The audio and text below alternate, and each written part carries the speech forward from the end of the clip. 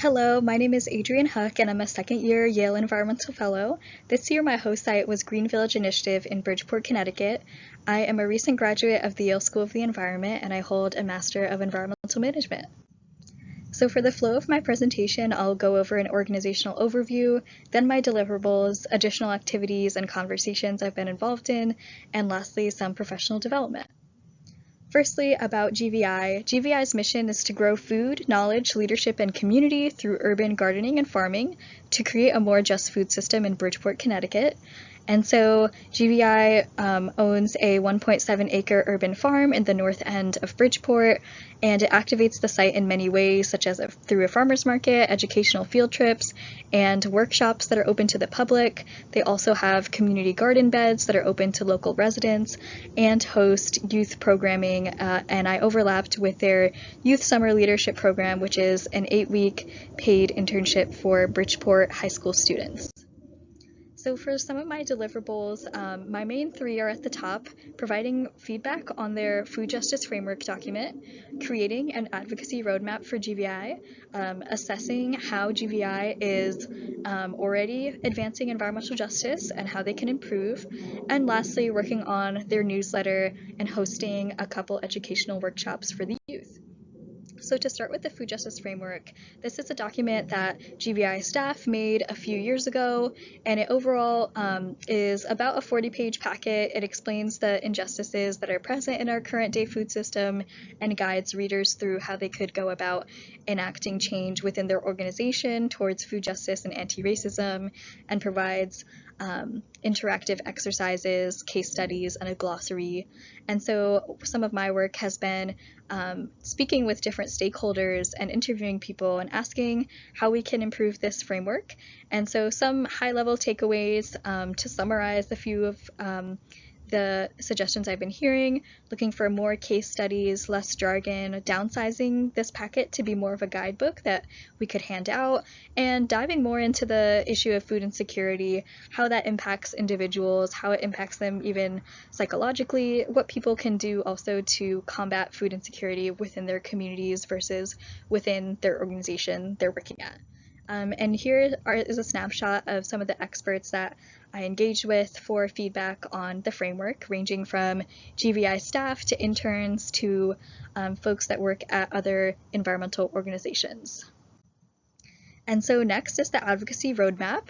So GVI currently does not engage in different kinds of political advocacy or campaigns, but in the future, our executive director does want to have GVI participate in environmental or food justice related campaigns. So I spoke with some organizers about their current priority bills and also research bills that were raised in the 2026 Connecticut legislative session to suggest some food justice and environmental justice bills that GVI might want to have on their radar if they want to help push them in 2027. I also looked more at localized campaigns focused on environmental quality and/or environmental justice based in Fairfield County or specifically in Bridgeport that GVI could consider. I also compiled information on upcoming events and conferences in Connecticut related to the environment or equity that GVI could send representatives to, and also offered suggestions for nonprofits, coalitions, and advocates that GVI should connect with and engage with to build collective power. For the environmental justice assessment, the food justice piece was certainly pretty intuitive because GVI advances food justice in a variety of ways, from providing an avenue for residents to access fresh produce in a city that has high levels of food insecurity and has food deserts, and of course advances food sovereignty through their community gardeners program, for example. And for environmental justice, some of the ways they advance that are through providing green space through their farm, having a diverse staff that's representative as well of Bridgeport's ethnicities, and providing green job opportunities, especially for Black and Brown youth. So within that assessment, I also provided some suggestions for educational resources that staff or board members could look at to deepen their understanding of environmental justice and its overlap with food justice, and offered ideas for future workshops or field trips that especially the youth program could go on to learn more. For the newsletters, I produced 4 newsletters for GVI this summer, including their traditional monthly newsletter, but also a special issue focused specifically on the activities of the youth program. And here are some stats of how they performed, and they also helped to raise funds for the youth program's meals, so I am proud of that. For my engagement with the youth program, the 2 workshops that I mentioned, first was a lesson on advocacy, so I shared my story around climate change community organizing and offered them advice on how they might approach advocacy work, whether that's in their school or in their broader community, for whatever issue they're interested in. And next, an hour-long workshop about environmental justice overall, so defining concepts like food justice, environmental justice, climate justice, and allowing us to chime in with examples we've seen in real life or in the media. I also accompanied them for a few field trips to Massaro Community Farm in Woodbridge, and Aspetuck Land Trust Preserve in Easton, and the state capitol in Hartford. And of course, along the way, helped collect photos and videos of the awesome work that they've been doing.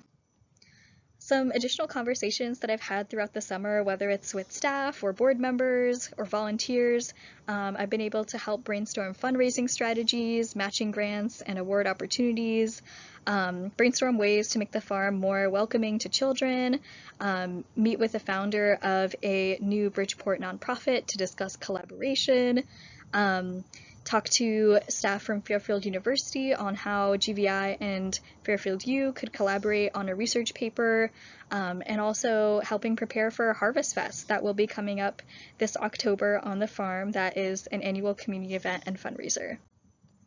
Some professional development opportunities that I've been able to participate in have been 4 different conferences and press events, meeting the state's food and nutrition policy analyst and other actors in the food justice landscape, and leveraging my EFP deliverables to also deepen my understanding of food insecurity in Bridgeport. So I want to say thank you so much to my supervisor, Diego Osis, who's the executive director, all the GVI staff and community gardeners. It's been a pleasure to see them around and speak to them whenever I'm on the farm. The members of the youth program, so the 10 high school students, the GVI board of directors, which is a very active board, and of course the EFP program managers, Dr. Taylor, and the full JETSI team. Thank you so much for listening.